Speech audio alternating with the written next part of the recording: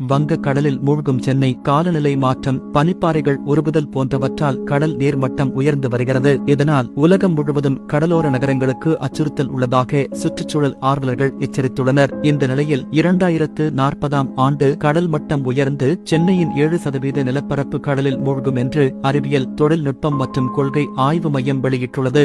ஏற்கனவே 2050ஆம் ஆண்டுக்குள் உலகில் உள்ள 570 நகரங்களில் சில நிலப்பரப்புகள் கடலில் மூழ்கும் என்று கணிக்கப்பட்டுள்ள நிலையில் தற்போது சென்னைக்கும் அந்த ஆபத்து இருக்கிறது என்று கூறப்பட்டுள்ளது. 1987 முதல் 2021 வரை சென்னையில் கடல் மட்டம் 0.679 சென்டிமீட்டர் உயர்ந்துள்ளதாகவும் வருடாந்திர உயர்வு 0.066 சென்டிமீட்டர் என்று ஆய்வறிக்கை தெரிவிக்கிறது. கடந்த 30 ஆண்டுகளில் மும்பையில்தான் அதிகபட்ச கடல் மட்ட உயர்வு ஏற்பட்டுள்ளது. தூத்துக்குடியில் உள்ள தொழிற்பேட்டை பகுதிகளும் வெள்ளத்தில் மூழ்கும் அபாயத்தை எதிர்கொள்ள உள்ளது.